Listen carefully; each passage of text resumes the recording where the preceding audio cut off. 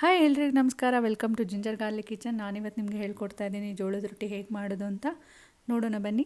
1 cup ಆಗೋಷ್ಟು ನಾನು ಜೋಳದ ಹಿಟ್ಟು ತೊಗೊಂಡಿದ್ದೀನಿ. ಹಾಗೆ ಕಟ್ ಮಾಡಿಟ್ಟಿರೋ ಈರುಳ್ಳಿ, ಕ್ಯಾರೆಟ್ ತುರಿ, ಸಬ್ಸಿಗೆ ಸೊಪ್ಪು, ಕೊತ್ತಂಬರಿ ಸೊಪ್ಪು, ತೆಂಗಿನ ತುರಿ, ಸ್ವಲ್ಪ ರುಚಿಗೆ ತಕ್ಕಷ್ಟು ಉಪ್ಪು, ಇಷ್ಟನ್ನು ಹಾಕ್ಕೊಂಡು ಚೆನ್ನಾಗಿ ಮಿಕ್ಸ್ ಮಾಡಿ ವಾಮ್ ವಾಟರಲ್ಲಿ ಕಲಿಸ್ಕೊಳ್ತಾ ಇದ್ದೀನಿ. ವಾಮ್ ವಾಟರು ಏನಕ್ಕೆ ಅಂದರೆ ಸ್ವಲ್ಪ ಸಾಫ್ಟಾಗಿ ಬರುತ್ತೆ.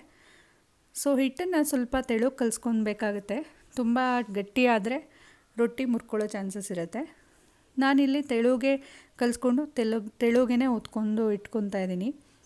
ತೆಳುಗೆ ಹೊತ್ಕೊಂಡ್ರೆ ರೊಟ್ಟಿ ಸುಲಭವಾಗಿ ಚೆನ್ನಾಗಿ ಬರುತ್ತೆ.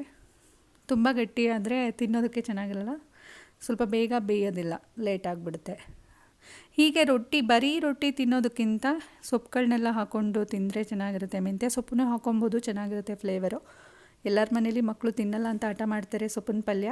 ಹೀಗೆ ರೊಟ್ಟಿ ಮೂಲಕ ನಾವು ಸೊಪ್ಪು ಕೊಡೋದ್ರಿಂದ ಅವರು ತಿಂತಾರೆ, ಫ್ಲೇವರ್ ಚೆನ್ನಾಗಿರುತ್ತೆ. ಈ ರೊಟ್ಟಿಗೆ, ಜೋಳದ ರೊಟ್ಟಿಗೆ ಸೂಪರ್ ಕಾಂಬಿನೇಷನ್ ಅಂತಂದರೆ ಎಣ್ಣೆಕಾಯಿ ಗೊಜ್ಜು. ಅದು ನನ್ನ ಹಳೆ ವಿಡಿಯೋದಲ್ಲಿ ರೆಸಿಪಿ ಇದೆ, ಸೊ ನೋಡ್ಕೊಳ್ಳಿ. ಅದನ್ನು ಇದ್ರ ಜೊತೆ ಮಾಡಿಕೊಂಡು ಒಂದು ಸಲ ಟ್ರೈ ಮಾಡಿ, ಕಮೆಂಟ್ ಮಾಡಿ, ಶೇರ್ ಮಾಡಿ, ಸಬ್ಸ್ಕ್ರೈಬ್ ಅಂತೂ ಈಗಲೇ ಮಾಡಿ. Thank you.